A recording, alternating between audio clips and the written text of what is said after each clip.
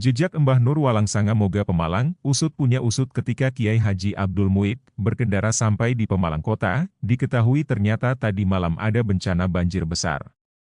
Bahkan air banjir bandang tersebut kata warga sampai berwarna hitam. Jembatan Comal saat itu pun putus karena kejadian banjir bandang. Selamat menyaksikan. Bernama lengkap Haji Nur Duria bin Sayyid, akrab disebut dengan nama Mbah Nur Walangsanga, lahir pada hari Jumat tahun 1873 Masehi, dibesarkan dalam lingkungan keluarga yang agamis dan taat beribadah, sehingga membentuk karakter dan pribadi Nur Duria kecil yang baik, haus akan ilmu dan agama. Beliau sosok yang penuh semangat dalam menuntut ilmu, giat beribadah, hidup zuhud dan sederhana. Halus mencari ilmu pada guru-gurunya. Sholat berjamaah tak pernah ia tinggal. Kesederhanaannya tercermin dari tempat tinggalnya yang sangat sederhana di pinggir sungai. Kini setelah wafatnya tempat tinggal sederhananya itu menjadi makamnya yang selalu ramai dikunjungi para peziarah. Di antara guru-gurunya adalah Kiai Muslim Benda Kerep Cirebon, Kiai Kaukab bin Kiai Muslim Benda Kerep Cirebon, Kiai Wahmuka, Kiai Jami, Banyumundang, Kiai Dahlan Purbalingga. Bahkan saat sudah beristri ia tetap mencari ilmu kepada Syaikh Armia Cikurat Tegal dan Kiai Said bin Syaikh Armia Girentalang Tegal. Mbah Nur bukan saja sosok yang gemar mencari ilmu saja, melainkan langsung mengamalkannya. Pada akhir tahun 1960 Masehi, Kiai Haji Anas Nur pernah matur kepada ayahnya, yaitu Mbah Nur Fathoni Kersan, untuk meminta izin pergi ke Pemalang untuk sowan kepada Mbah Nur Walangsanga Moga. Ketika itu Mbah Nur belum banyak dikenal kalangan masyarakat luas. Selesai matur Mbah Nur Kersan memberi petunjuk, Nur Duria iku ejik nom tapi wes dadi wali, umahi gon tengah sawah, pinggire kali. Mbah Nur Duria itu masih muda tetapi sudah jadi wali Allah. Rumahnya di tengah sawah dan pinggir sungai.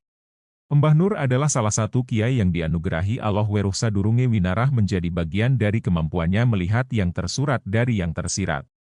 Perhatian kepada santrinya meski sudah wafat. Salah seorang santri Mbah Nur berasal dari desa Kangkung Meranggen Jawa Tengah bernama Abdul Muid Elko yang sangat ta'adzim dan patuh terhadap dawuh-dawuh Mbah Nur. Kini setelah sang guru wafat beliau Kiai Haji Abdul Muid setiap tahun pasti ke Walangsanga untuk menghadiri haul gurunya itu.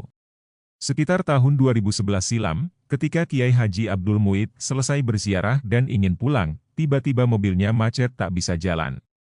Diperbaiki sampai jam 3 malam tetap tidak bisa nyala mobilnya. Kemudian Kiai Haji Abdul Muid memutuskan untuk bermalam di makam Mbah Nur. Paginya aneh bin ajaib, tanpa diapa-apakan mobil itu bisa menyala sendiri.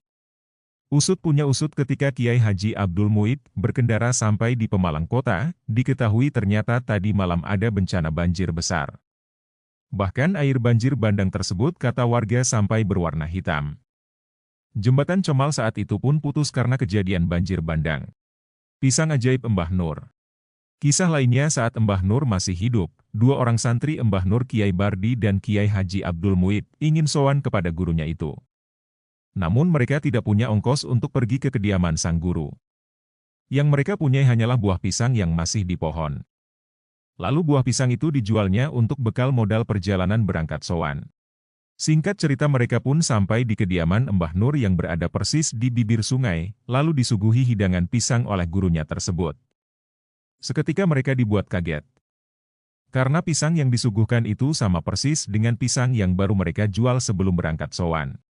Air hujan tak berani menyentuh Mbah Nur. Kejadian ini terjadi saat Mbah Nur berangkat ke Benda Kerep Cirebon untuk mengaji kepada Kiai Kaukab. Dengan ditemani menantunya, Kiai Mustafa, tiba-tiba di tengah perjalanan hujan deras. Lalu Mbah Nur berkata kepada Mustafa, "Peganglah tanganku." Dan selama itu keduanya tidak setetes pun terkena air hujan. Banjir tak berani menyentuh rumah Mbah Nur.